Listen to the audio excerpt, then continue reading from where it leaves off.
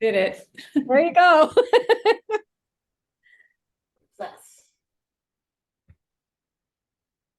Okay. Is everyone kind of back, sort of? Sure, why not? We all have a ski boot. So Kim had the pleasure of doing this clinic with me in person 2 years ago at Ski Spec, and we did like 2 hours of fitting and playing all these games. Unfortunately, via screen, a lot of this is kind of hard information to have and to talk about. But like I said, the thought is to talk about how the body works in like regular alpine skiing, and then break that down to how that translates to sit skiing, and then how that translates to getting in our equipment efficiently. That's kind of a breakdown of my thought process and how this clinic session might go. And know that we can, at any point, if we like deviate from that, that's fine. If we have questions, or like you're like, man, what about this? We can go down different pathways. It's totally fine. But I'm going to try to direct us back to this like sit ski fitting and equipment setup situation. Does that sound like a winning option? Cool. Okay, so one of the things that I'm going to need is, and this might get kind of free for all, but that's okay. Is we're gonna, so Kim, you're gonna have to unmute everybody, because I like personally in my clinics that I lead, I like to have input from other people. And one of the things that is really hard in this situation or this environment is to have it to where it's like not just like me doing a show and having you guys listen. I want you guys to partake in what's going on. So if we can just unmute everybody, that'd be awesome. Or if you just unmute yourself. I think everyone can unmute themselves. Perfect. Okay, so there should be, and I don't know if I can see everybody, so this might get a little chaotic. I think Kim can see everybody. But the thought is to just have kind of an open discussion, and there might be some talking over people. That's okay. Has everyone, like, and Kim, this is kind of going to be guided towards you a little bit. Has everyone in the clinic like been on snow and had some time yet? Or are we still just kind of getting the cobwebs out of things as well? I've touched snow this season. Okay, cool. I've put skis on. Oh yeah, I skied. turns have been had. Turns have been had. Turns have been had. Sweet, cool. Yeah, we haven't been in snow yet. Sweet. So as long as turns been had, and maybe this is our first like clinic setting, right? I don't know if people have been in clinics yet, or if you've offered on snow clinics or anything, but this might be the first. We're just gonna go with it. We start snow clinics tomorrow, Charlie. Oh, perfect. No, Yeah. this is great. So this is For the first. This is like to get us going. So when we're skiing, how, and this is kind of an open question for everybody, how does our body move?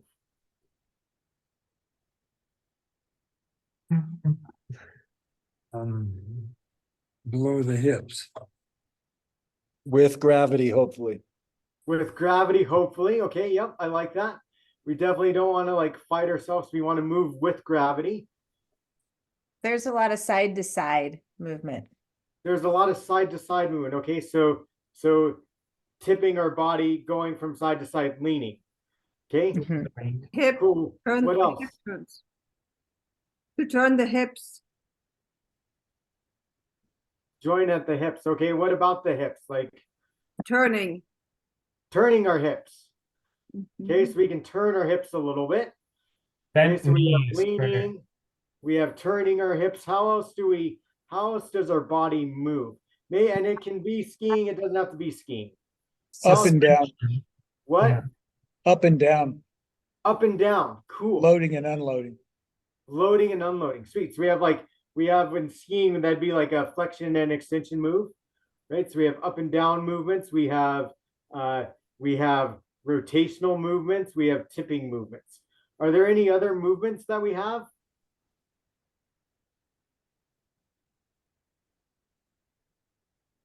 No, because all movements we make as humans can be narrowed down to a combination of those three things. Okay. So let's look at and just think about it for a second. When you're get out of bed in the morning, right? You get out of bed and you walk to go make your coffee. That's usually the first thing you got to do is make the coffee, right? You make flexion and extension moves. You make turning moves. You do all these moves to get going. Correct? We can agree with that? Yes. Okay. Yes. Cool. So with that being said, and there is no with this clinic, there's no PowerPoint presentation or anything. It's all just in my head coming out. Okay. All right. So we have these movements of skiing, right? Or these movements of how the body moves. So my next question is, how does the ski move? Or the skis that we're on? What are they capable of doing? You can flex. Okay, they can be flexed, so they can be pushed on and pulled. Okay, what else? They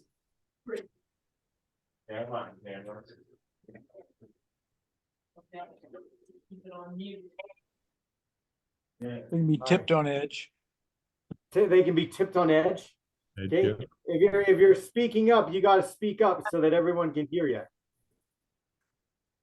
Okay, so they can be bent and pulled. They can be tipped on edge. What else can they be? What else can we do to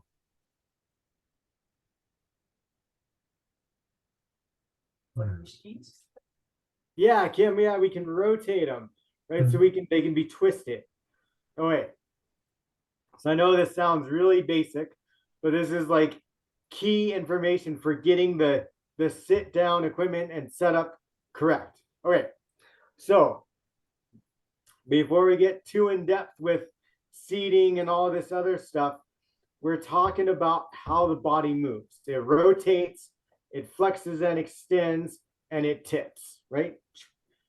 Same way with the skis. Okay. So if our body, what parts, so the ski, it does itself, it can't drive itself. It doesn't have AI. They're not smart skis yet.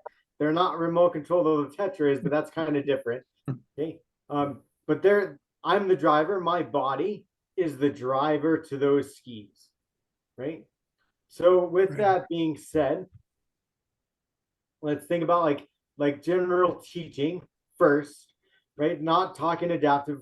What's one of the first things you want your student, when you're teaching your student, let's say it's their first time on snow, right? What's one of the first things you want them to be like, I learned this today? What's the first thing you want to check off as far as something they accomplished for their first on snow experience? How to stop. How to stop. Perfect. I knew that would be the answer because that's really important, right? We think about stopping. And a lot of times as instructors, that's the first go-to. We want to teach them how to stop first. However, before we learn how to stop, I have to learn how to go. And before I learn how to go, I have to learn how to stand. Okay? So with that being said, we have these body movements, right? And what I want to change, the first thing I want to change to help us with this sit, ski, and fitting is I don't want you to think about teaching to an outcome. An outcome would be like stopping. What are some other examples of an outcome that we might want to achieve in our lesson? What are some other things that we want to check off our first time lesson? What? Turning. Turning, cool, right? So the outcome is turning, the outcome is stopping. Maybe it's making wedge turns, maybe it's riding the chairlift, right? There's all these goals, okay?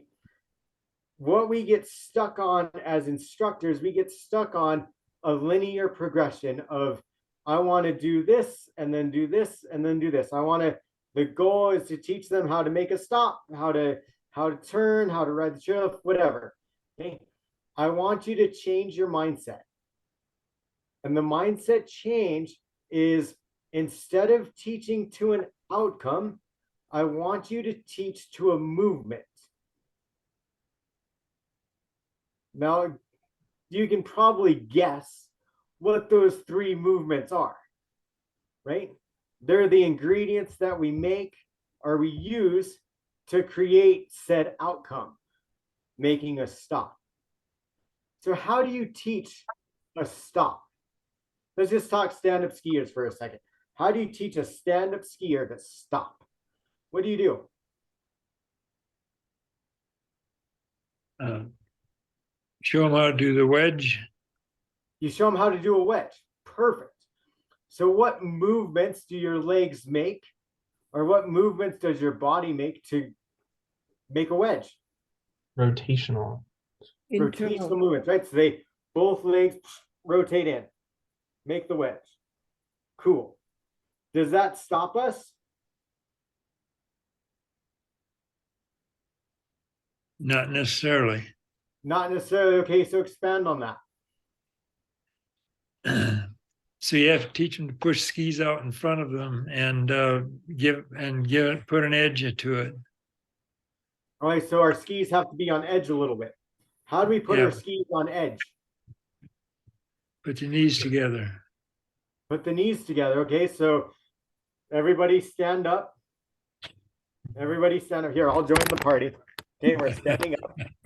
Okay, we're trying to make a wedge. Okay. And what I want you to do is, when you're making your wedge, okay, go ahead and rotate your legs together. Okay. With your hips or your feet under your hips. So rotate your feet so they're in a wedge shape, right? And then point your knees together and tell me, does that put your skis on edge or not? No. No, okay. So it doesn't put my skis on edge. So now go ahead and do the same thing, okay? Put your feet standing up. Put your feet, rotate your feet so they're in a wedge, right? And tell me, are your feet flat or are they tipped on edge? Flat. They're flat. Okay, so what body movement do I have to make to get my skis or my feet tipped?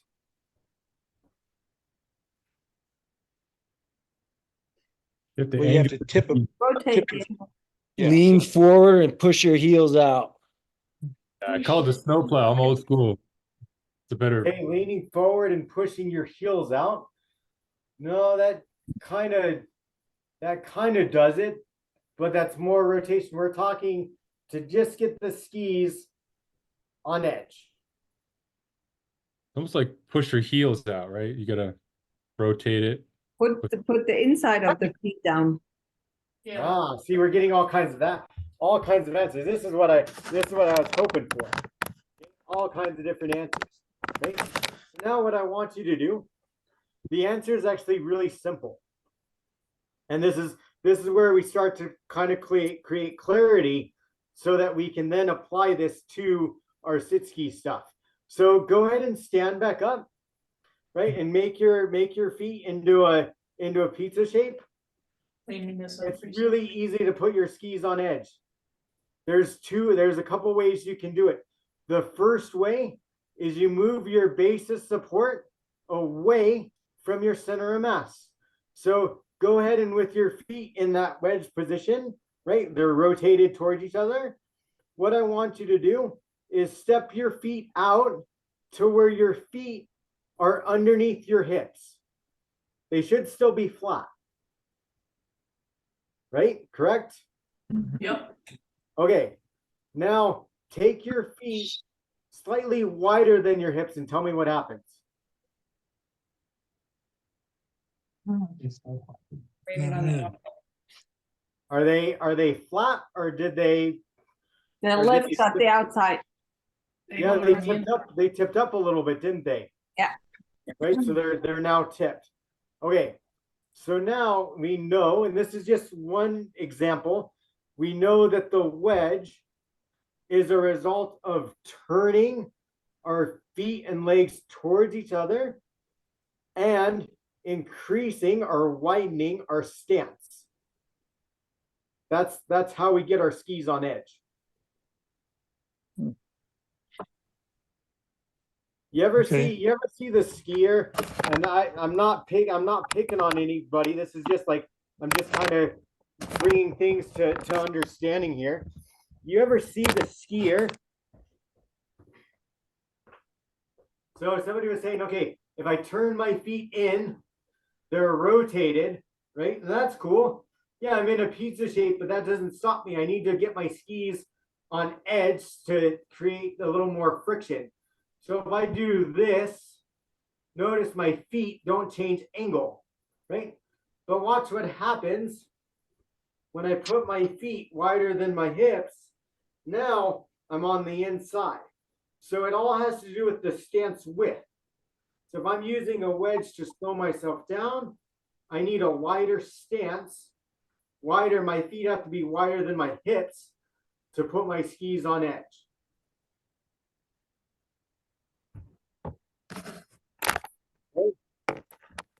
Okay. Now we're back. We're thinking about this. So how do we teach that stop? What body movements? Because we can. So we talked about stopping in a wedge, right? That's a rotation move, and then our feet go wider than our hips. Bam, we get that stop. Cool. Is that the only way to stop though?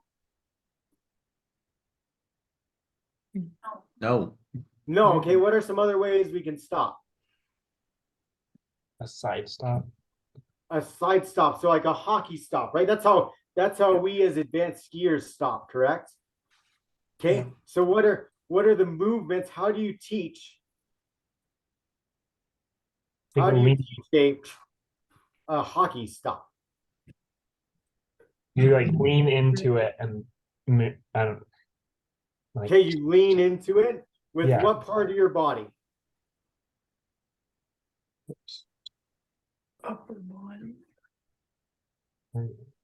Yeah. People are starting to like dance and try to move and figure this out.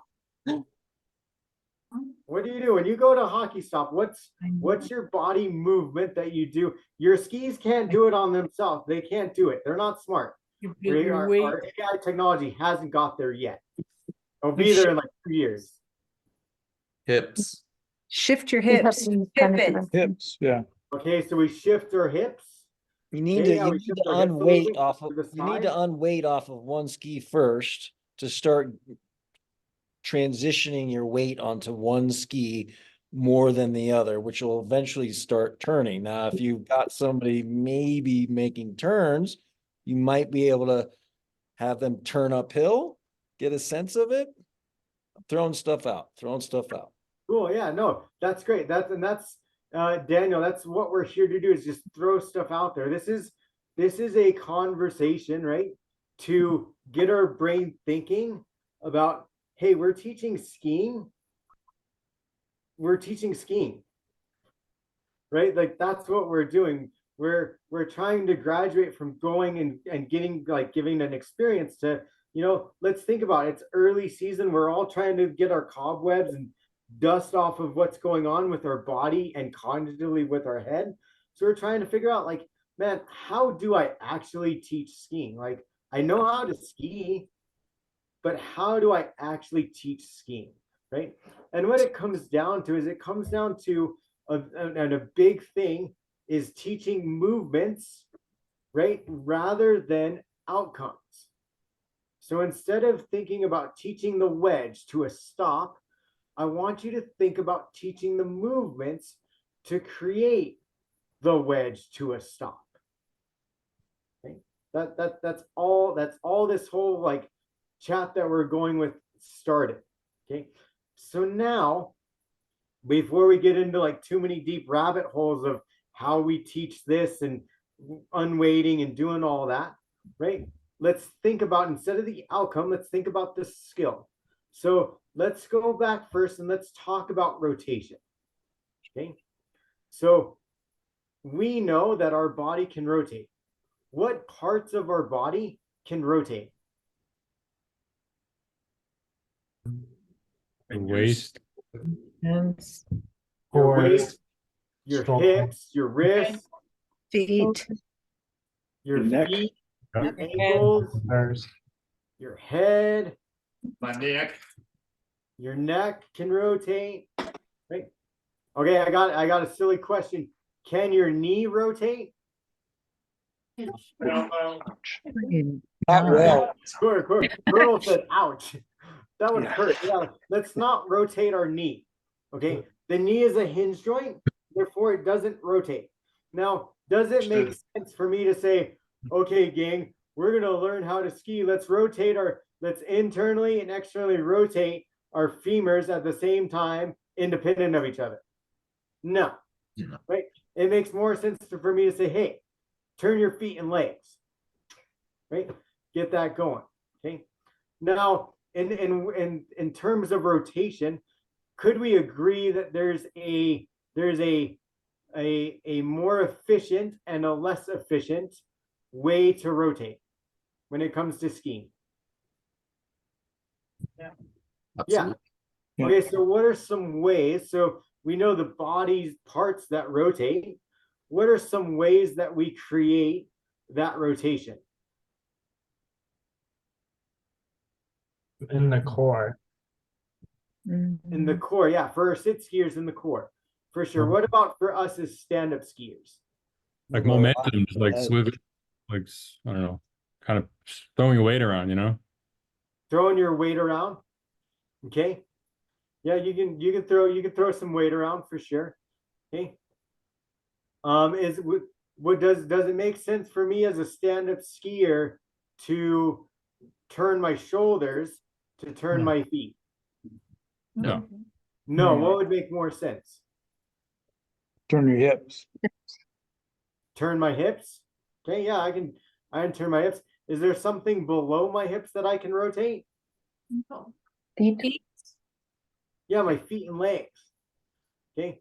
Now the question for you, well, I'll just do the demo. I'm standing up again. Hold on.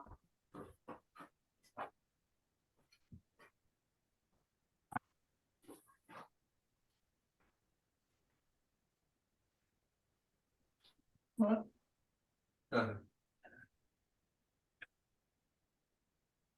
They are. They're not in here. Hold on.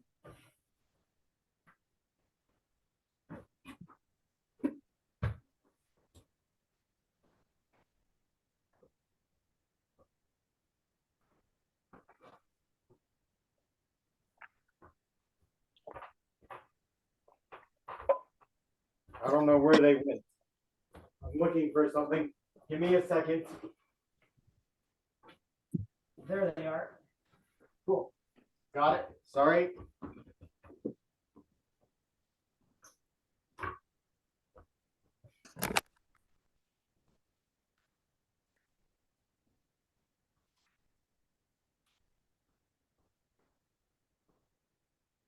Let's see. We got to go up just a little bit.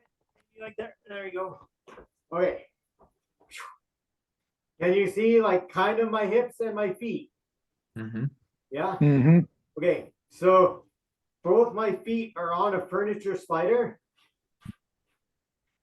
What else is rotating besides my feet? Knees. My knees and my hips, correct? Okay, let me see if we can like expand this out so we can actually see better. There we go, that's a little better. Okay, so See what you're saying. right, hips and feet both rotate against each other. Okay. If I stand on two furniture sides, so now I'm standing on two of them, correct? Okay. Now watch my hips and my feet and see if there's a difference.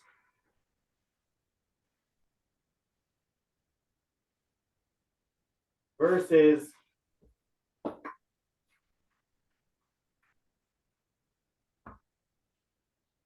less hip movement. okay, so there's less hip movement. Okay, why? Well, you're moving independently, your legs, right? Yeah, so expand on that a little bit. Well, when you're together as one unit, is a lot of movement. When you're using the legs separately, it's sort of like you're independently moving, kind of like a suspension, you know? Yeah, it's definitely a lot like the suspension of a car, right? So if I have two separate connection points, then I can rotate. If I have one connection and that's it, then I need to increase my lever arm in order to get that rotation to happen. Right? Are you following me there? Yeah? Okay. So what do you think is going to happen if I stand 1 foot on one slider?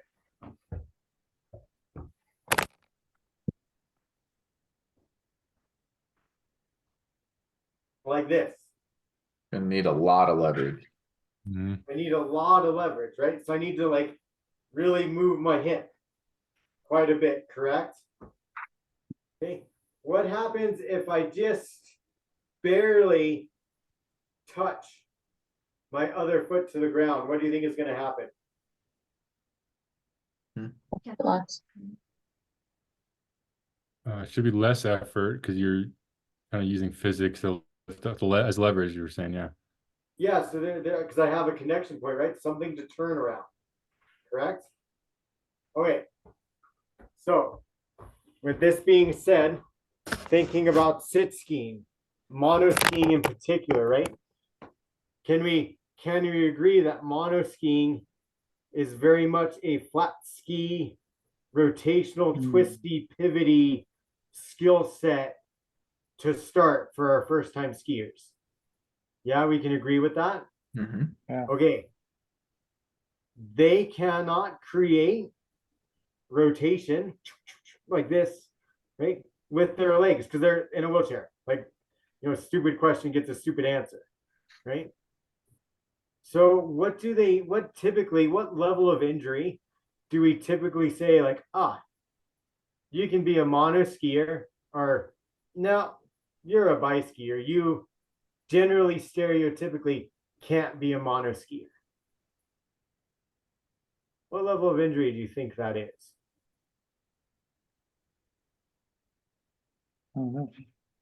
No hip control. Like a C6 spinal cord injury.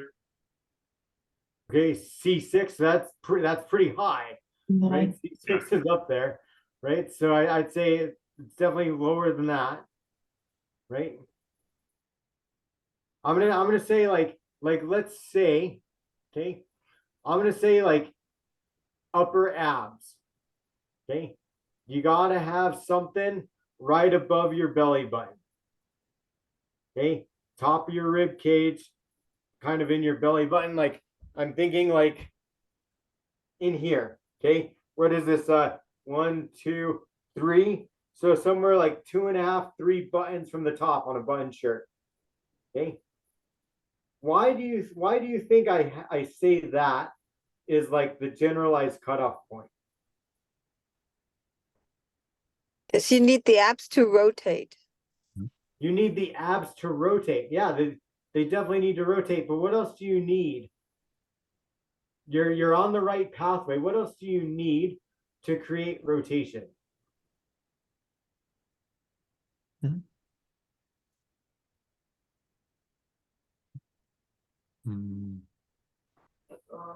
Leverage or the balance, I don't know.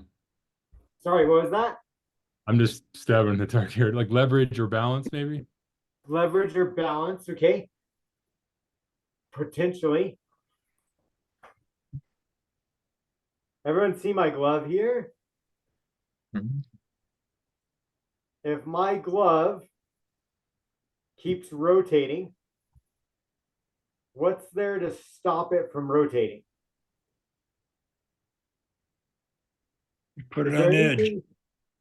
Nothing's going to stop it, right? So in mono skiing, we're talking about rotation.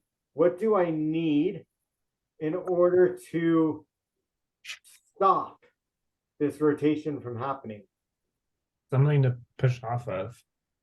Okay, something to push off of or something to stop or resist that rotation, correct? Counter rotation. Ooh, counter rotation. Okay, so counter rotation would be like if I want to turn my feet to the left, I'm going to throw my shoulders the other way. Right? That's counter rotation. Is it really counter rotation or is it something else? The release from counter rotation, I guess. Okay, a release from counter rotation. Okay, what else could it be? Because we're getting closer. It has to do with rotation. Resistance. Go for it. Resistance. Resistance. We need something to stop that rotation. Okay, so as a mono skier, if I have upper abs, what can I use to stop that rotation from happening?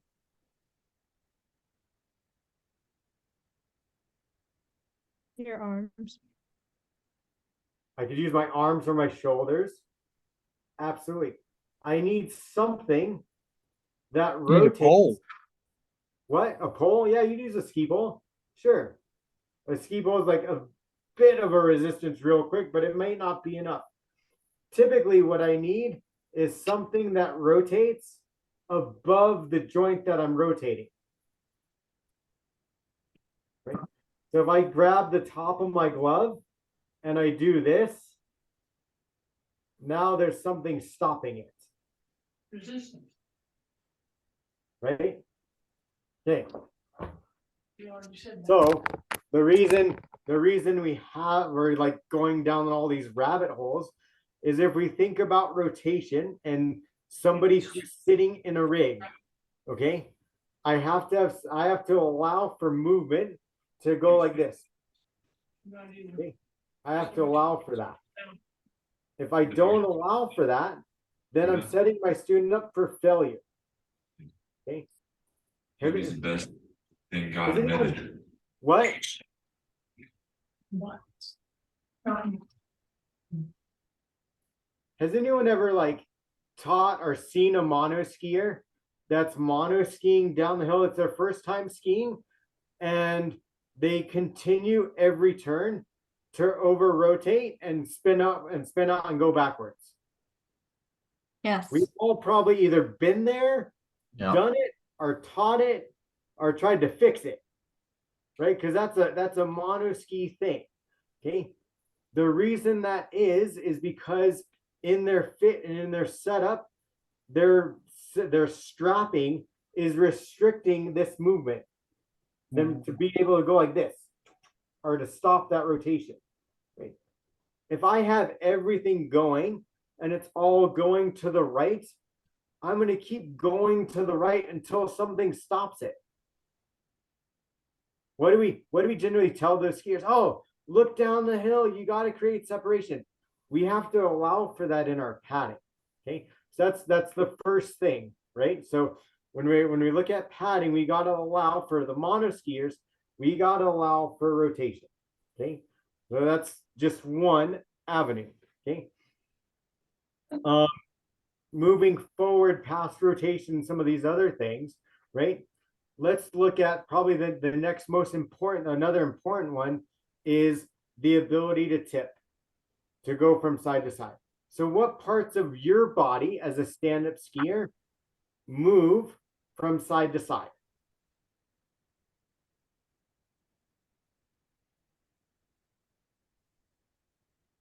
Hips. Hips move from side to side. Sweet. What else? Your Torso. entire body. Okay, your entire body. Yes, absolutely. Your entire body can go. So we have our hips. We have our entire body. What else goes from side to side?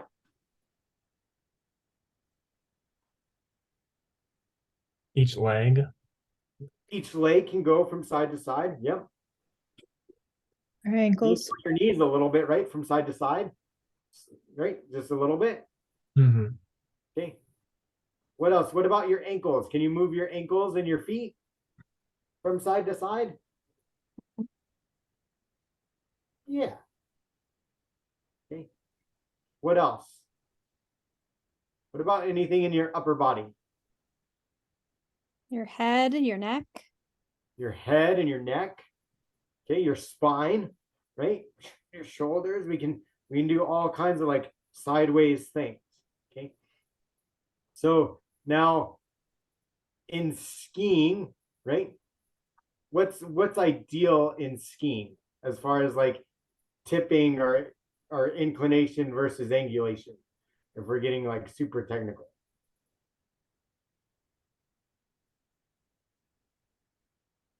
Laura, do you want me to start your suit? Sure.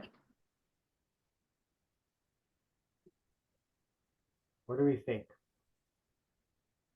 What's ideal when you're skiing as an able-bodied two-tracker, standing up?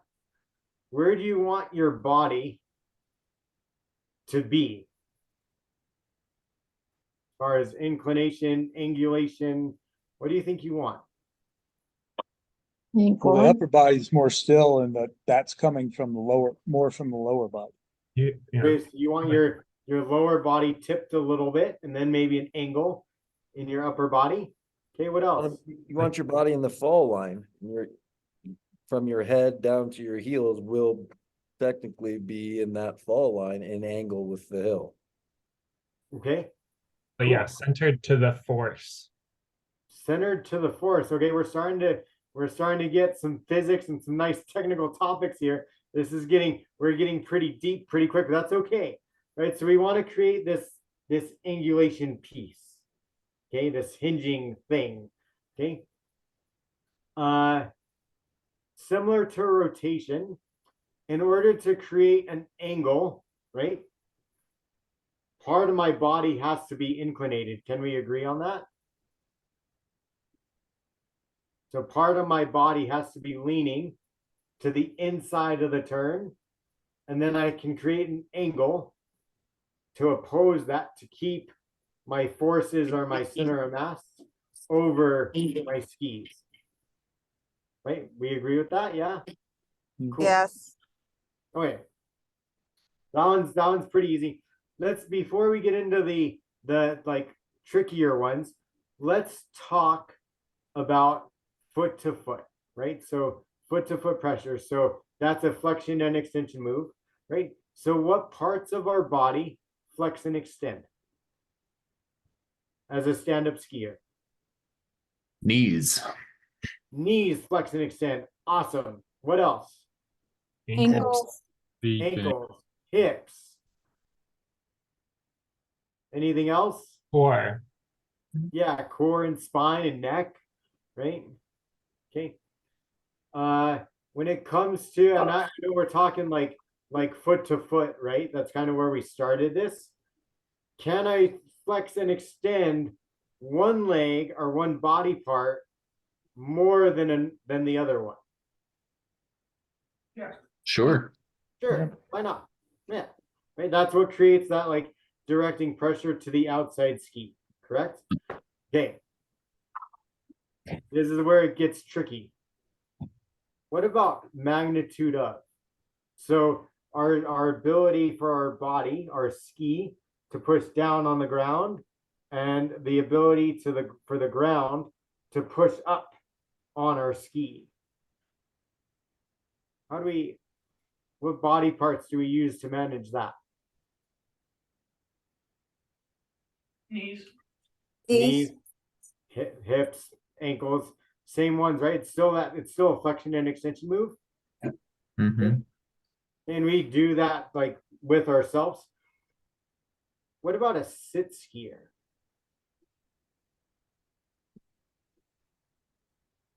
The shock on their monoski.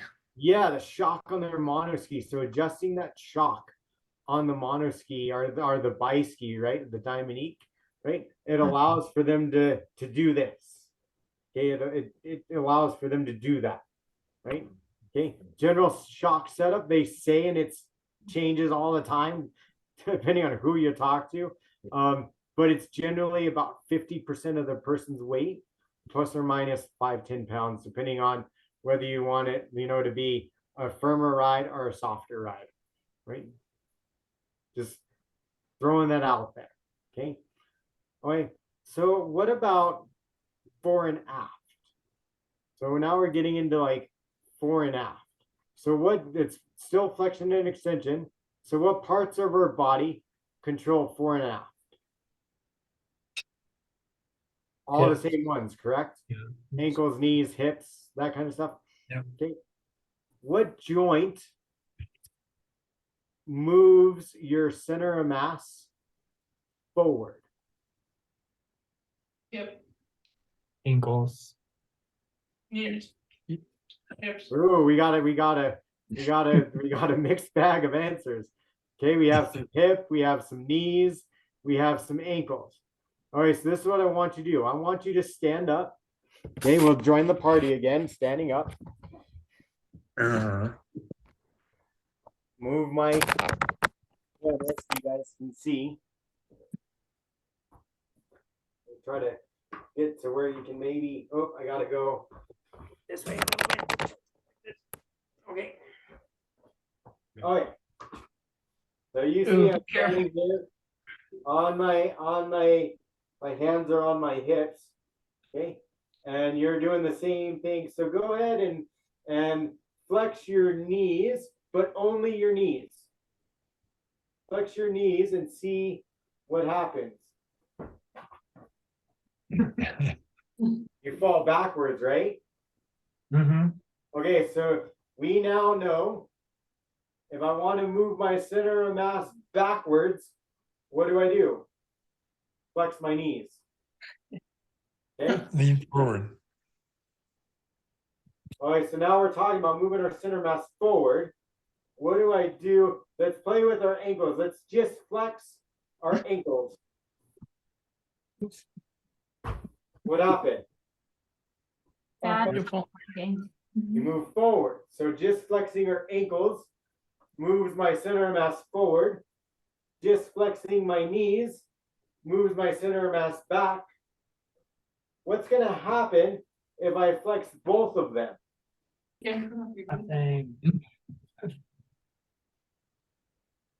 What happened? Stayed center. Center. Stayed center, but it changed a little bit. We Got low. Yeah, I got low. Yeah, so if I flex just my ankles, center of mass goes forward.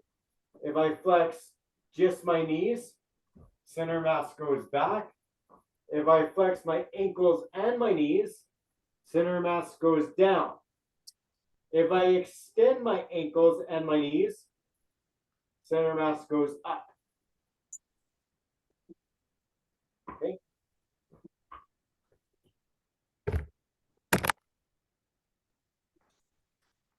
When we're looking at skiing, one of the things that we have to kind of like dial in is how we utilize and this is part of the clinic, is how our body is connected to the tool and whether it helps or hinders what's going on. Hold this. Are you through eating? You're still eating? I don't know what's going on there. There's some other conversation talking about soup and all kinds of stuff, but that's okay. Little side note. Okay. So our sit skiers can't do that. They cannot. We talked about rotation, how we enable them rotation so they can do this, right, with our strapping. Okay.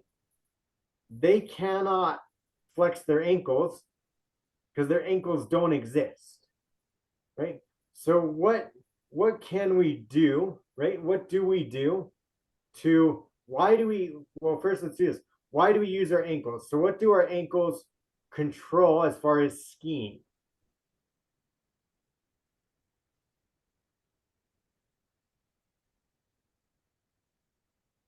center of gravity, where our weight is, where, Yeah, you know, momentum.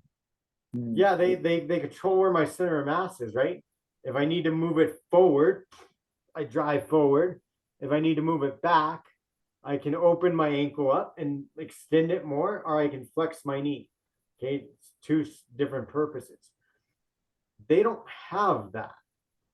They don't have the ability, and the fundamental, right? We talk about body movements. So the body movements are rotation, flexion and extension, and tipping. The fundamental, right, for this one is to control the center of mass along the length of the base of support. Okay, the ski. So we need to be able to set them up so that they can affect the tip of the ski and the tail of the ski. How do we do that? Center them over the ski. We center them over the ski. How do we center them over the ski? With the adjustments in the mono ski. Okay, what mono ski are we talking about? or adjustments in the bucket. Okay, adjustments in the bucket. Okay, what else? Lengthen or shorten their leg position. Okay, so lengthening and shortening their leg position, that kind of compresses them, right? Okay. What else do we do?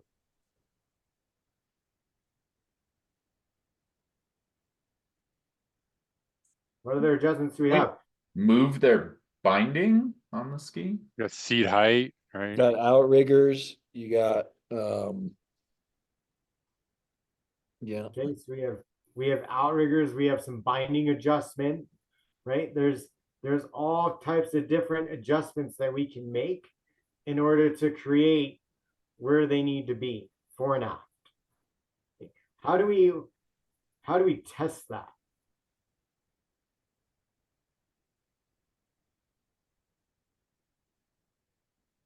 There's a few ways. I mean, you can check in with the skier, check their balance, if depending on their mobility. Okay, yeah, there's a few ways.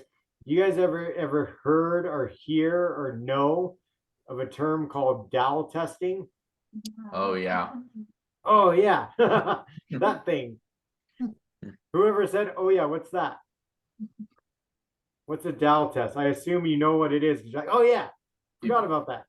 What is The it? dowel under the ski while they're sitting in it and see where the center of balance is. Yeah. For forward back balance. Yeah, absolutely, right? So we put the dowel under the ski and we kind of have them move forward and back and see if we can either adjust the ski, right, or the frame on the ski to move them, or we pad them differently so that they have access to the tip and the tail, right? Because correct me if I'm wrong, as stand-up skiers, do we just go like this, like ski, and we get in this position and we're in this position like the whole time we're skiing, or is it constantly like moving and changing? Constantly Moving and changing, right? So I can't just be like, oh, center, check, done. I have to give them the ability to access the tail and the tip of the ski, okay, with as little movement as possible. Okay, they can move forward, they can move back, they can move forward. They're doing all these things. Okay, so we got to make sure that that's one thing. We got to like spend time and make sure they're dowel tested correctly. Okay, I don't want to go over like dowel testing too crazy, but know that we want to make sure that they're there. Okay, able to access the tip of the ski and the tail of the ski and the whole length of the ski, because as alpine skiers, that's what we want. You know, you pay, how much are our pair of skis these days? They're like 800 bucks, right? You want to use all 800 freaking dollars of that ski. You don't want to just use $20 of the tail. Okay, you want to use the whole thing. So same with these guys, allow them the whole thing. Kim. Do you dowel test on, I've never seen it, but do you do it on a bi-ski also? Does this apply to bi-ski and mono ski? You can. So it's not as important in a biski because the movements are more tip oriented and inclinated rather than rotation. And a lot of times they're going to be attached to an instructor that can help facilitate that change. So not as important in a biski as it is in a monoski. However, if they're going to be skiing that ski for like a week, and that's going to be their ski for the week or their ski for a while, I want to take the time and set them up. Or if they're maybe one of those people that maybe they're in a biski, but they want to move to a monoski eventually. They're like on the cusp, right? I might teach them a monoski progression in a biski. And if I'm doing that, I want to make sure, and more like teaching towards independence rather than being tethered, I want to make sure that they have the ability to access the tip and the tail so that they can get that tail to follow a different radius turn, right? A wider radius turn, and get that skid happening in a bicycle. Does that kind of answer your question? Yeah. Cool. Okay. Okay. So back on track here, talking about mono skiing and dowel testing, making sure you have the whole length of the ski and all this stuff, right? Okay. When we look at padding, it's the same thing. We want to make sure that we're padding for that adjustment so that they have room to go fore and aft. You ever look at a sit ski and the top on a mono ski? Okay. The top strap on a mono ski is elastic. All the other straps on it are fixed. They don't change length. There's no extension to them. Okay. But that kidney belt, the ab belt, the chest belt has extension to it. It has flexion. Okay. The reason that is some of our guys that are in a monoski, maybe they collapse forward too much and they can't come back. Right. So they don't have that core. So what that strap does is it creates the core for them so that they go forward. Oh, and then it's going to help them come back. Okay. If we think about, before we get into like actual fitting and stuff, if we think about a muscle, okay, our body it's held up by skeletal, right? And it's moved by muscle.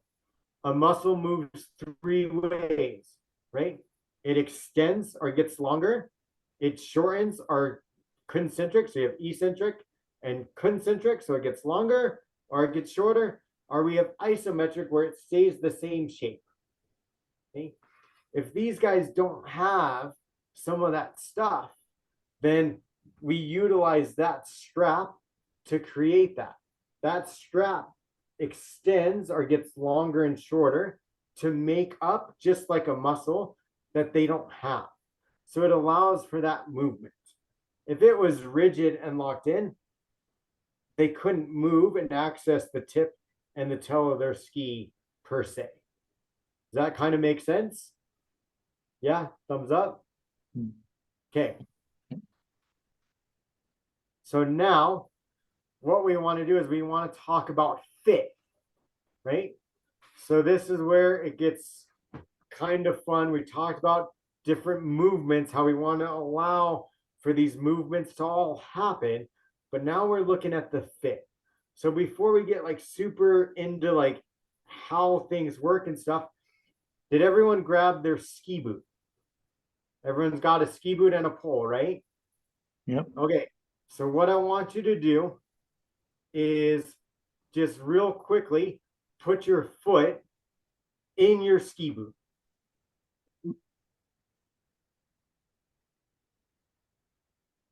I'm going to join the second part of this, not the first part.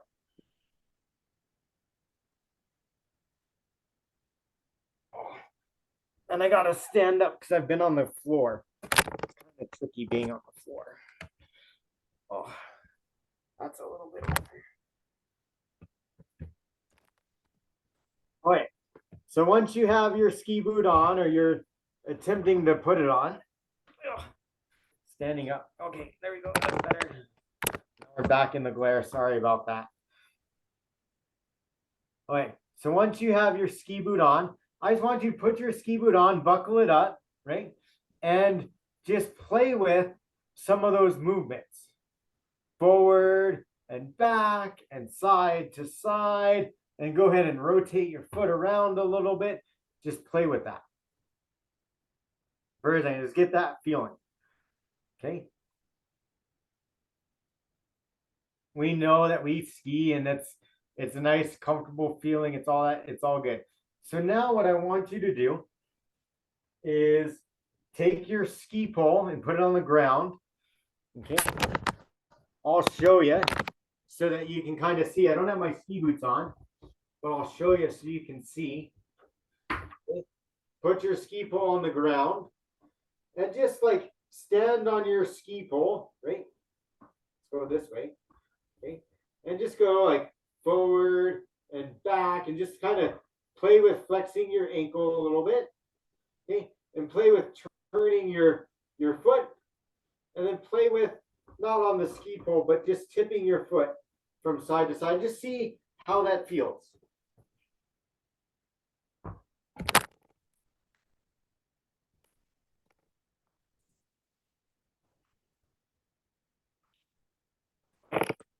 Right, so it feels pretty good.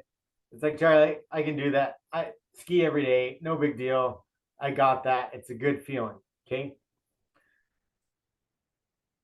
We know that if we have a good fitting ski boot, that it's going to allow for good performance, right? That's what we want, right? If my ski boot is too big, then I'm going to have issues doing some of these things.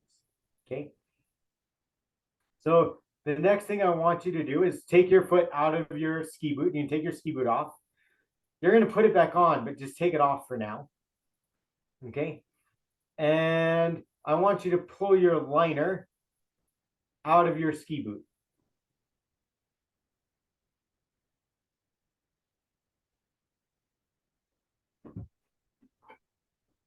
Yeah.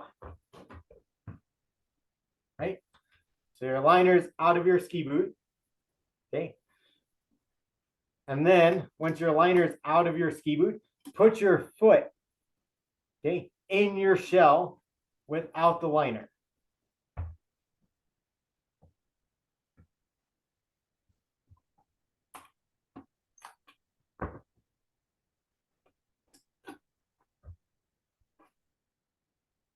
Yeah.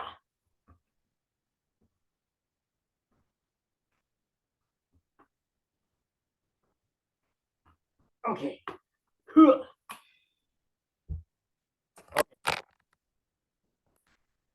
So then what I want you to do is buckle your boot up as you normally would without your liner. Okay.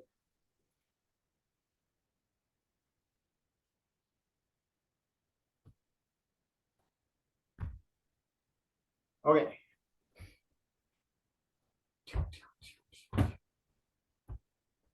All right, so now before we go too far, this is serving multiple purposes. The next thing we're going to do is we're going to learn how to shelf it. So when you go to when your students go to the rental shop as alpine skiers, we want to make sure their ski boot fit is good, right? And so one of the things we do is called a shelf fit. Most rental shops don't do this.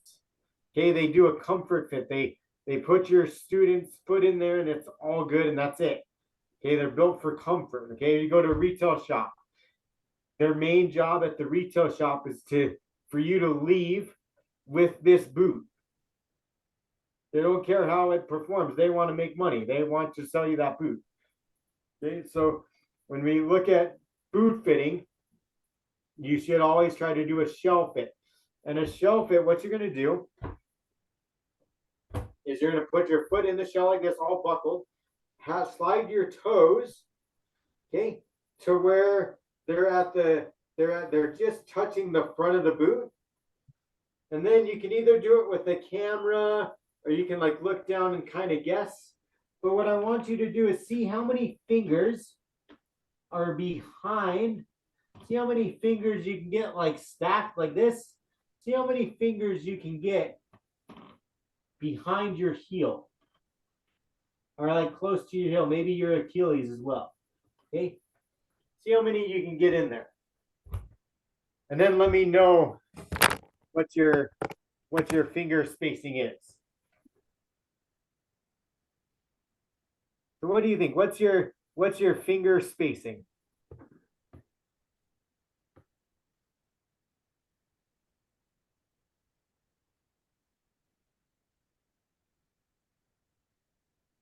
Two.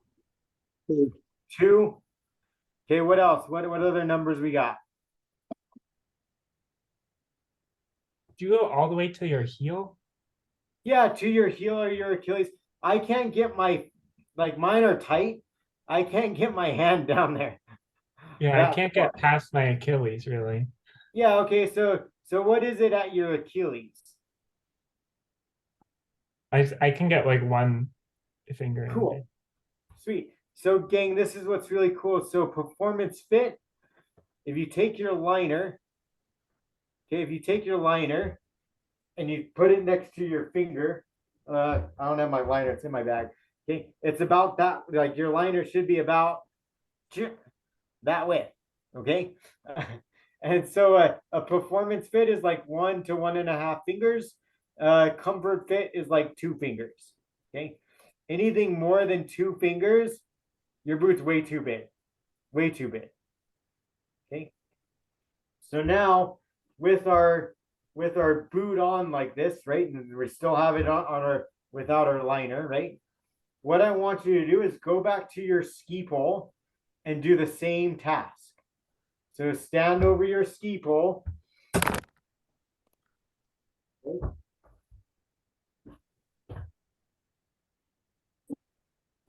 And just move back and forth.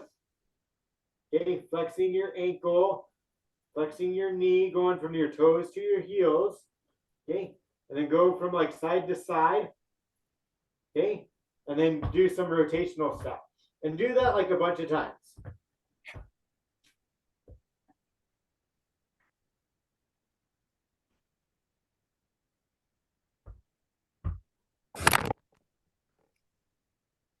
Hey, everyone, has everyone done that? What were your sensations? What did you feel?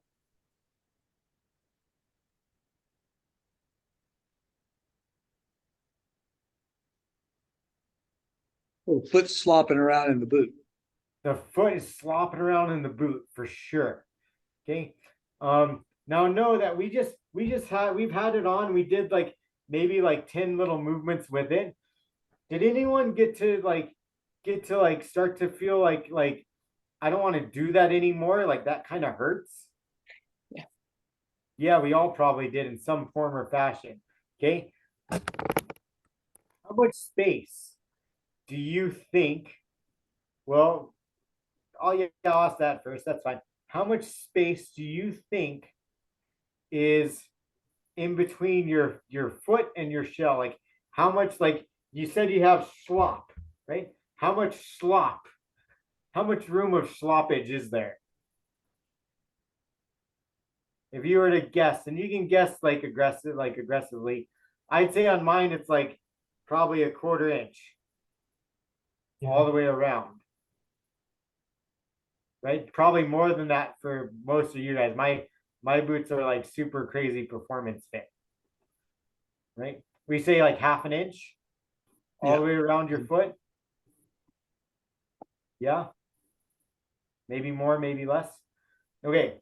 So now what I want you to do is think about, everyone just close your eyes. Okay. And we're gonna have some visions here. Okay. And I want you to think about, with your eyes closed, I want you to think about skiing up at Ski Santa Fe, and you're doing a run down Thunderbird. So easy bumps. Okay. You're doing a run down Thunderbird with your ski boot how it is now. How do you think that's gonna feel? Go ahead, you can open your eyes. How do you think? Uncontrolled. Yes, shitty. It's gonna hurt, right? Do you think that you're gonna have good performance out of your skiing? No. No, because you're probably gonna be thinking about other things, right? It's gonna be a lot of pain. Okay. So now what I want you to do is take your knuckles, okay, and just put them together like this. Just put them together, okay. And that's not bad, right? Now what I want you to, so hopefully everyone has like a hard surface that their computer's on or whatever. Take one knuckle, okay, I can't really show you.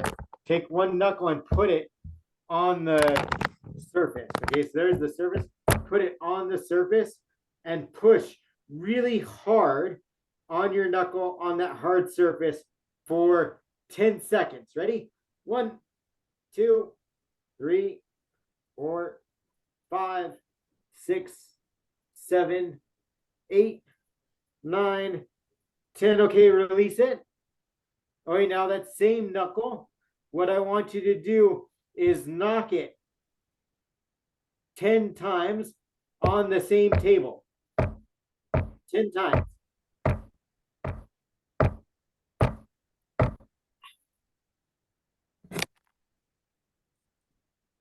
How'd that feel?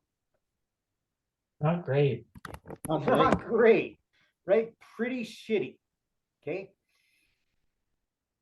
A lot of our guys, when we look at sit skiing, right? One, they don't have sensation. Okay, they're not going to be able to tell that. Okay. The other thing that they're not going to be able to tell very well is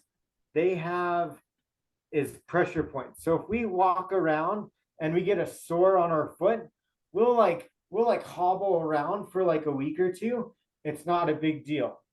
These guys, they get a sore on their butt, they're on their stomach for 6 months. Okay. How quick did you start like feeling the soreness when you were knocking your knuckle? How quick did it start to like, oh man, this is not comfortable? How many seconds?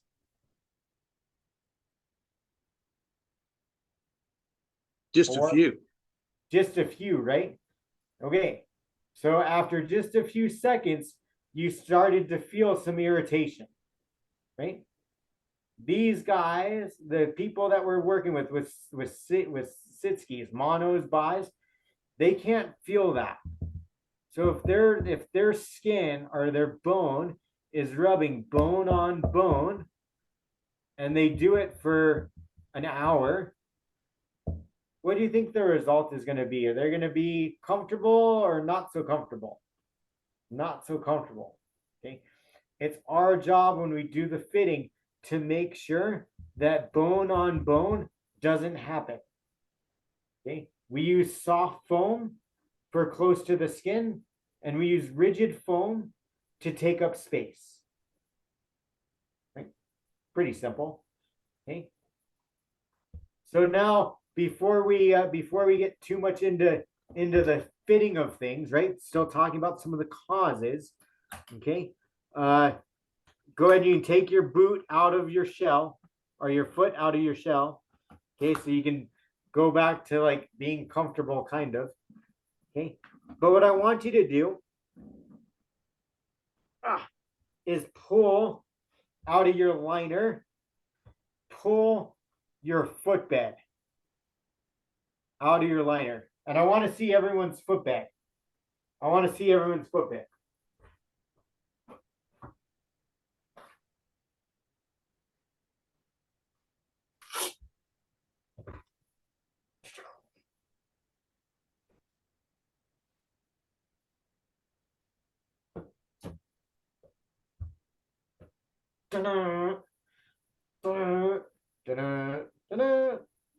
Yeah, footbeds, cool.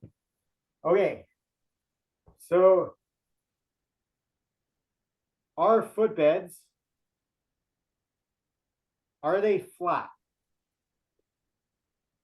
Or do they have like some curvature to them and some support? They have curvature. Have an arch. Yeah, they have an arch, they have support to them, right? Okay, now we've all seen like the rental footbeds in like the ski boots. They're pretty flat. They're like non-existent. Okay, if I take my here, I'll take my this is my slipper. Okay, my slipper footbed,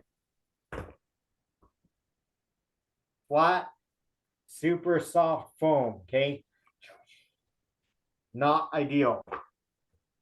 Ski boot footbed, not flat, stiff. I can't really bend it. Okay. Why? Why is that? Why is my ski boot footbed curved, but this one is not? So have contact and control. So I have contact and control. Perfect. Okay. My foot, is it flat or does it have some curves to it? It has some curves, right? So I gotta take up the space in order to have full contact, full control. Okay. Now in your ski boot,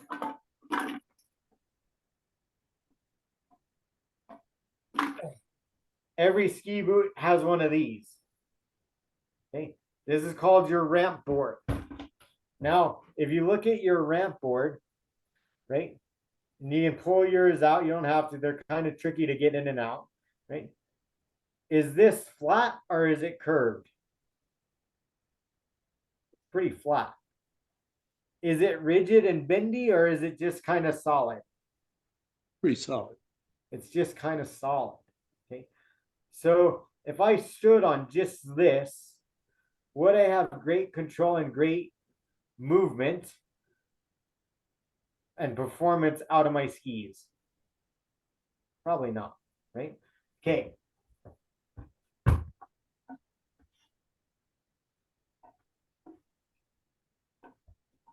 In there for now. When we, if you look, and if you want, I can pull out a sit ski, but I don't have, I prefer not to, but I can, right? If you look at the cushion or like the frame of the sit ski, right? Let's just say a Monique or Dimonique, whatever. Okay, it's got the clamshell. Is that plastic bucket that we put our students on, is it flat or curved?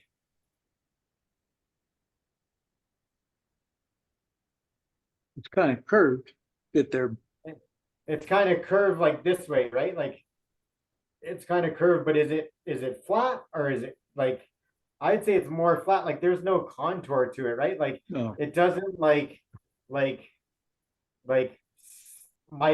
if I sit in it, I don't like, I sit on it, it doesn't like encapsulate me into the rig. Can we agree with that? Right, so there's space, it's pretty flat. Same thing if I take man, okay, here's the mountain man. This is a great example.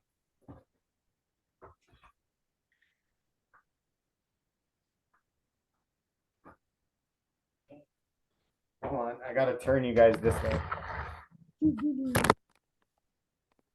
Okay. There's our headless mountain man guy. He's got a head, it's just not very great. Okay. We've all seen the padding of a mountain man or just the seat. The seat like comes up, but does it connect the person? Like, is it a curved seat? No. Right? It has all these things. If I look at the cushion, the insert of a mountain man, it's flat, correct? There's no like shape to it. Yeah. We'd agree with that. Okay. I'm going to throw myself out there real quick, right? And most of our people are similar to this, okay?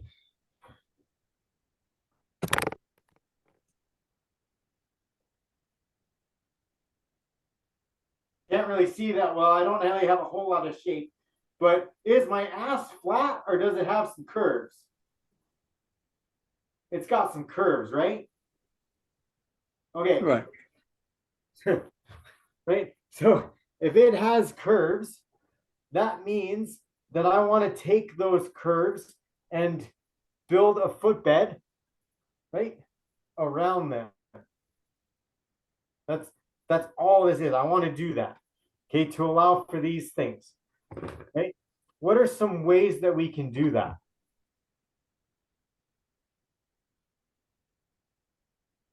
With what are foam some or ways? padding? Or... Okay, we can add more padding. Okay. What kind of padding do you think we should add, like, to make it like this? Firmer stuff. Firmer stuff to take up space, right? So firmer stuff to take up space. Where do you think people need the most space? Like, where do people need, as far as our students, where do they need that? Where do they need the padding? Hips, I mean, those mountain men, I mean, they're so wide, a lot of them, hips. Okay, hips. Like any Okay. bony surfaces, like sit bones and. Yeah, any bony surfaces, yeah, right. Definitely want bony surfaces. We haven't done this yet, but Camille brought it up, so we can do it. Right, we're going to do some bony surface stuff. What I want you to do is sit on the ground. Okay? Go ahead, sit on the floor. Okay. No. Yep, I'm making you go up and down, off the ground, on the floor, up in the air. This is interactive training. Okay. What I want you to do is go ahead and just kind of, let's play with some rotation stuff. So rotate your torso a little bit. Yep. Okay. And then play with some side to side stuff. Okay. And then play with some flexion and extension. Okay. Now what I want you to do is take your knees, right, and put them to your chest like this. Okay. And play with that same thing. Go side to side, do some rotation, right? And then do some flexion and extension going forward or and aft. Cool. And now go with your feet like straight all the way extended out and lay back a little bit and do the same thing. Rotate, flex and extend. Get our ab workout. Go a little side to side. Okay. Now, just sitting here, go ahead, you can get off the ground and sit on your chair. Okay. When we do that, and we've all sat in like a baseball stadium, right? Or going to like a football game where you sit on the bleachers, right? After a while, you're sitting on a hard surface. What do you do after you're sitting there for a while? What do you do as an able-bodied person when your like butt starts to get sore? What do you do? Move, stretch. Yeah, Adjust. you shift your weight. These guys don't do that. So it's our job to try to create that for them. So every, run or two, pick them up, do just like a pressure release. That's all it takes. And that's going to take our skin to skin or bone to bone and just release it. And then I can come back. Okay. That's all we're talking about. That's super huge. Okay. So once they're in the rig, we want to create all this padding. Have you guys ever heard of Aspen seating and their fit kits? Right? They're the pads that have the little hump. Okay. Have you seen those? Yeah. Where do you think, I'm going to grab some so we can show them. Where do you think the hump goes?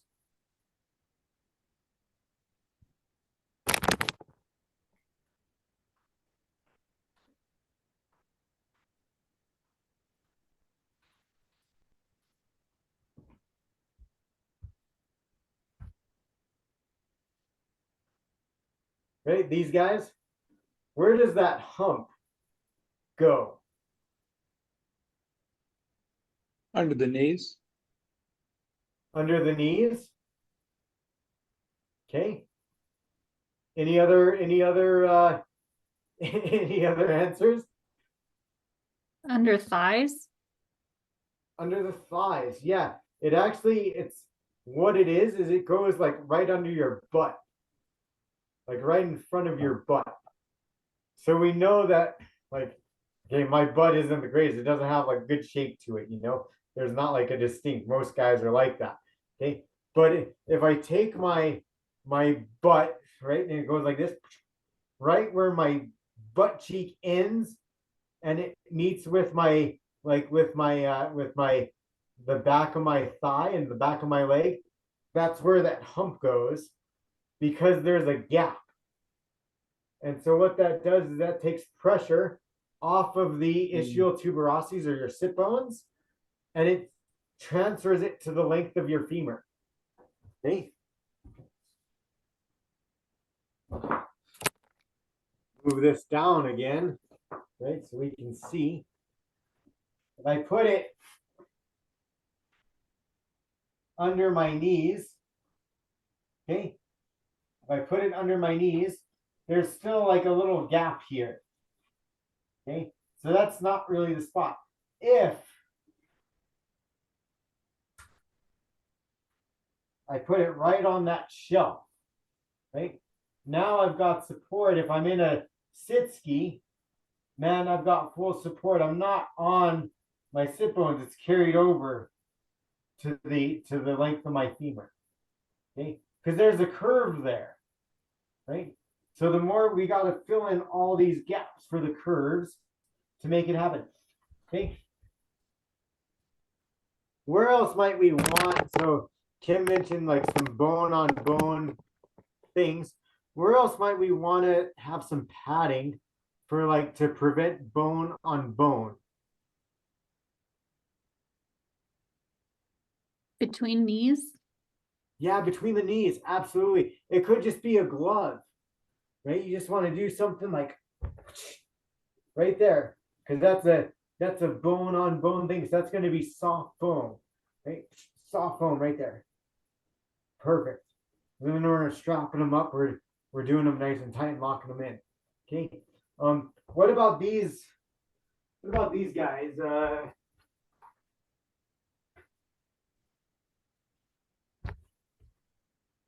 What about these?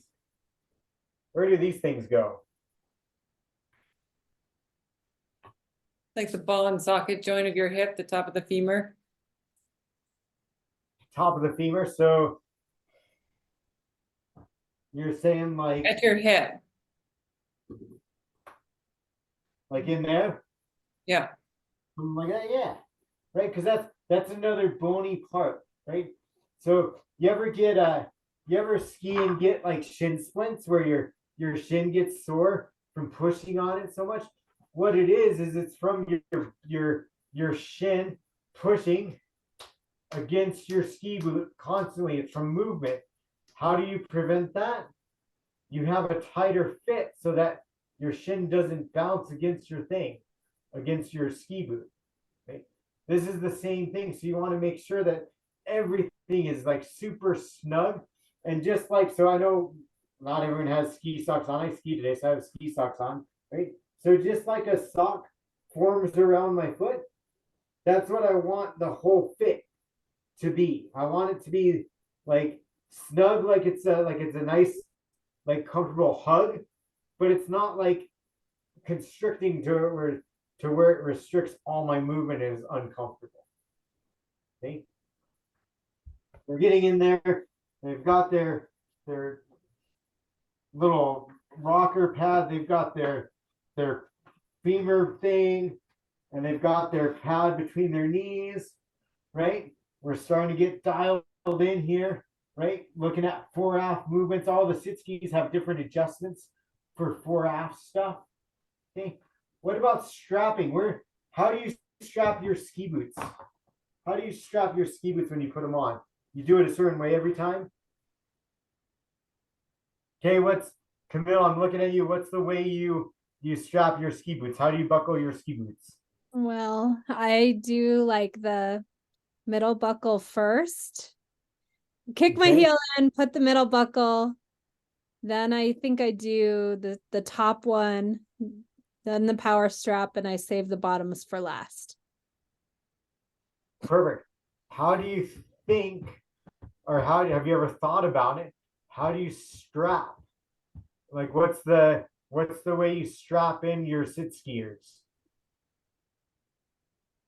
What do you mean? Oh, the order or? Yeah, like how what strap do you do first, and then what do you do after that? Like is there an order? Is there a sequence? Do you do it the same way every time, or you just like put them in there and like, yeah, go for it? I think it's kind of the same. Start in the middle, and then I think I do like the thigh strap and the chest strap next, and the feet last maybe, but I'm not as experienced as some other people here. But I'd say we probably ideally we start at the hips, right? We want to make sure the hips are in and they're square. One way we can check to make sure the hips are square is to make sure that their knees are on the same elevation and the same plane. If one knee is like this, right, then I'm not straight. My hips aren't straight. So if I make sure, first I ask myself, are they fixed or flexible or rigid? Okay, or flexible or fixed, it doesn't matter. Okay, if they're flexible, that means I can move them and it's not going to impair or hinder their diagnosis or make things worse. They can move, right? A great example of somebody who can't move is somebody who has like very tense CP. They're locked in. They can't move their muscles. So I'm not going to move their muscles around. I'm going to pad around this and hope that I can get close to being centered by making up for the padding. Okay. Now, if they are flexible and I can move them and they are like this, I'm going to get them, move their knees around, because if I move their knees, they'll move their hips, get them to where their knees are on the same plane and same plane and same elevation. Right? Once they're there, put that hip strap on, lock it in tight. I don't want those hips going anywhere. Okay. Then I can do my knee strap with the pad here. I can do my ankle and foot strap, whatever it has. Okay, I can do my thigh strap. Those are the only straps that are required by most programs or by manufacturer. Anything above that depends on the student, right? So if let's say they have some like up and down stuff and they have some flexion and extension, I don't want to put shoulder straps on them because that's going to restrict their movements, right?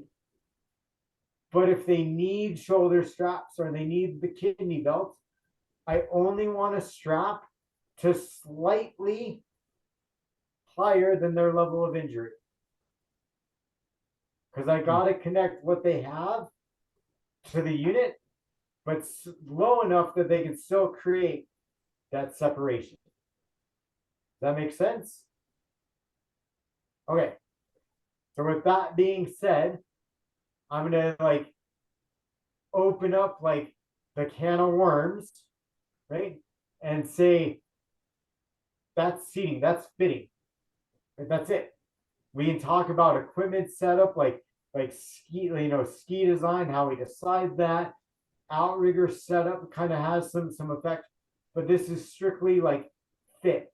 And what I want you to be aware of is skin issues, that it happens quick. And we got to do pressure changes.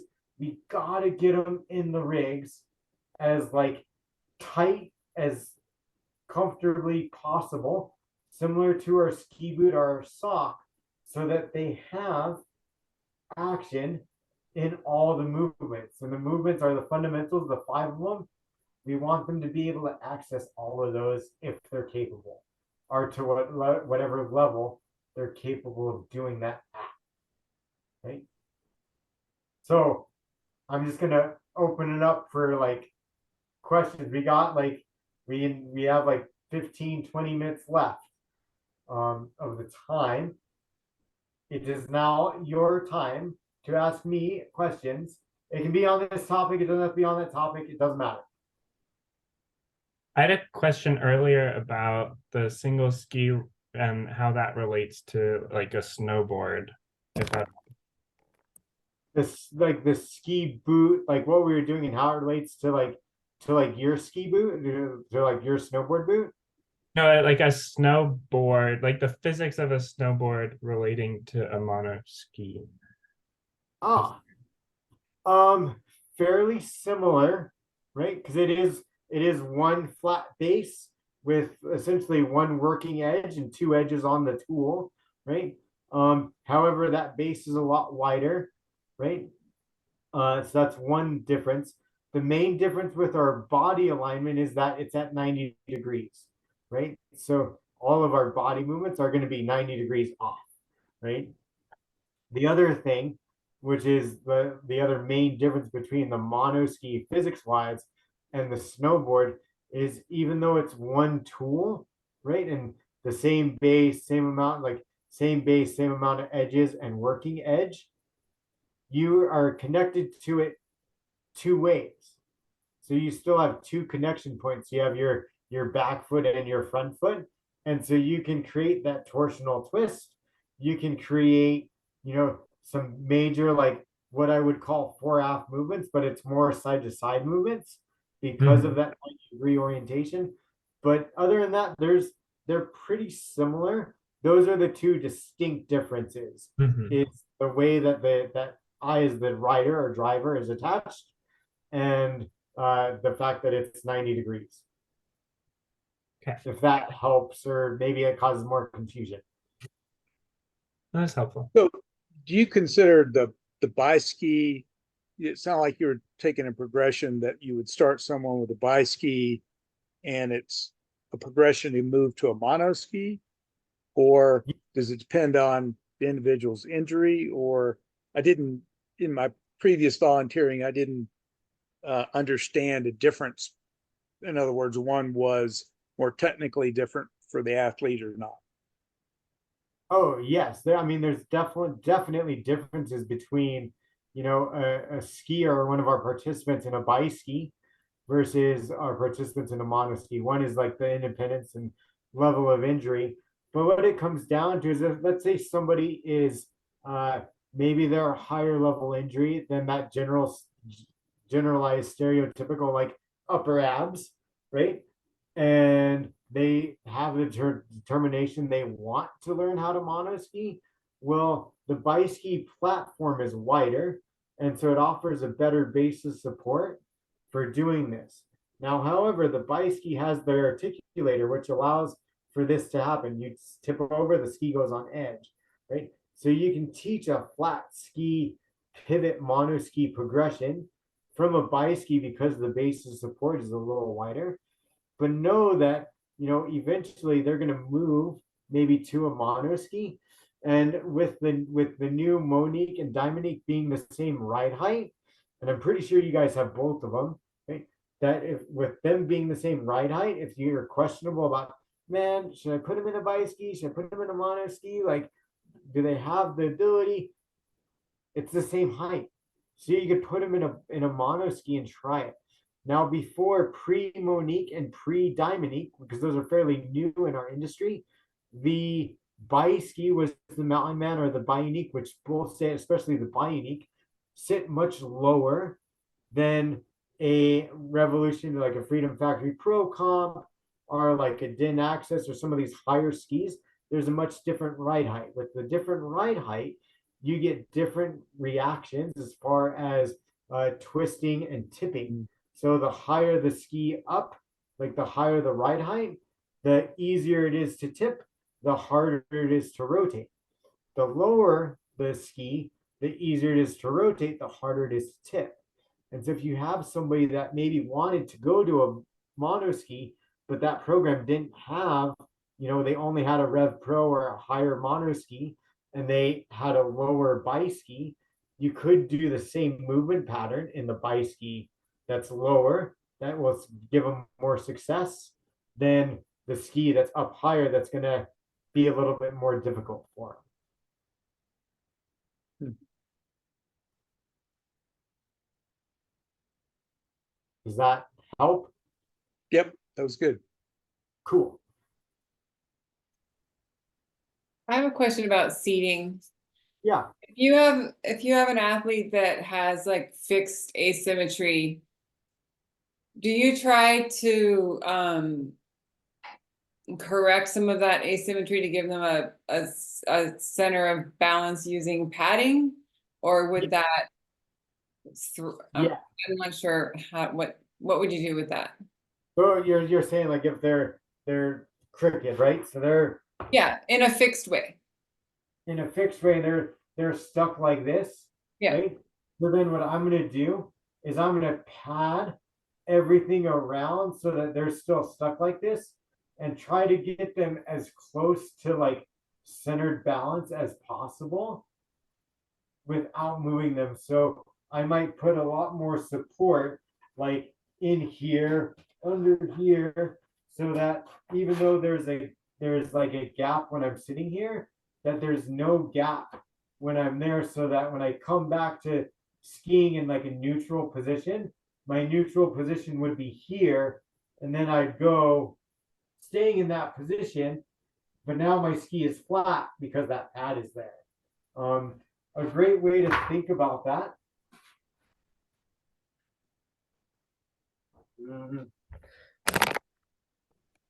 Moving this, okay. So if let's say, okay, that I'm standing here, okay. So with my feet under both hips, my feet are flat, okay. If I put my foot centered like I'm 3-tracking underneath my hip, right? We're kind of trying to balance here and trying to show this. Okay, my foot goes on edge. Okay, my foot is tipped. So now the traditional way, if I wanted to move my body, is to take my knee and move it over so that it's centered and flat. And then I put a little space on the outside. Okay, and that would mean I'm aligning, that would be moving my body over. Okay, if I can't move my body over and I'm stuck like this, my foot's gonna stay like that, and I'm gonna pad and take up the space underneath it, so that when my foot is like this, the ski itself is flat. Does that make sense? Yeah. So it's the asymmetrical is always super tricky, because ideally you want to move them, but if they're fixed, you don't want to like cause more injury or do anything that's going to cause pain. So you kind of got to massage them and see how close you can get to that ideal with padding. A great option for like these, Kim, I don't know if you have them. Do you have any of the Sweet Cheeks? The like inflatable pads? Camille, is anyone familiar with Sweet Cheeks? I'm familiar, and we meant to order some. We just haven't yet. Okay, order some. We're on it. Okay, we'll do it. And if you can order if you can order the 100, not the 200. Okay. The 200 sits them up too high. The 100 offers just enough that it does. Gang, what the Sweet Cheeks is that it's a semi-custom reusable cushion. So it's a wheelchair cushion. It's actually made for kayaks. Not an adaptive thing, but it's awesome for adaptive. That has little BBs in it. And you inflate the cushion up, and then they sit on it with the air inflated, and you take the air out, and the BBs form a custom mold around their butt cheeks and around everything. And then it stays and holds that foam, that form, until you change it. So it does all the padding work that we were talking about for you. Super, super, super worthy, super easy to do. Takes the guessing game out of it. Great. We'll definitely buy some before the season starts. Season already started. Oh yeah, before the, we'll get them before January. Cool, cool. They're from Jackson Kayak, so put that on your list. Any other questions or comments or things that came up or that you want to ask?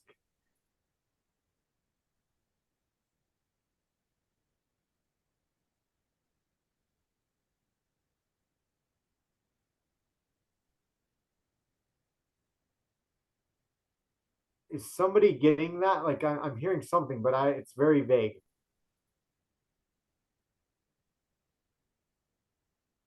It could be outside. It could be the guys outside here. I don't know. No comments. Cool. Well, gang, if you don't have any other questions for me, I'm no promises. I'm gonna try to get down to Santa Fe at some point this season and hang out with you guys, but it probably won't be till the end of like January at the earliest. But with that being said, even if I make it or not, if you ever have any questions about anything with adaptive or skiing, use me as a resource. Camille, Kim, they both have my name and my phone number. My only rule with that, don't call me because I'm usually leading a clinic. I want to give my time to the people that are paying for that. But if you send me a text, I can usually get back to that pretty quickly, or an email. Okay. And maybe since it's on record, I won't have to do too many notes. Thank you very much, Charlie. Yeah, of course. My pleasure. Hopefully it's got kind of the cobwebs out a little bit, get us thinking about things and ready for tomorrow, right? For your first on snow training. And if things come up and they're like, man, Charlie said this, and like there's some contradictions, like, send them my way. I'll see if we can help them out. Cool. Cool. Thanks, Charlie. Thank you so much, Charlie. Thanks for all being here, everyone. Yeah, thanks for sticking it through, and have a good day. Hopefully it's snowing there. Looks like it. Thank you. Thank you.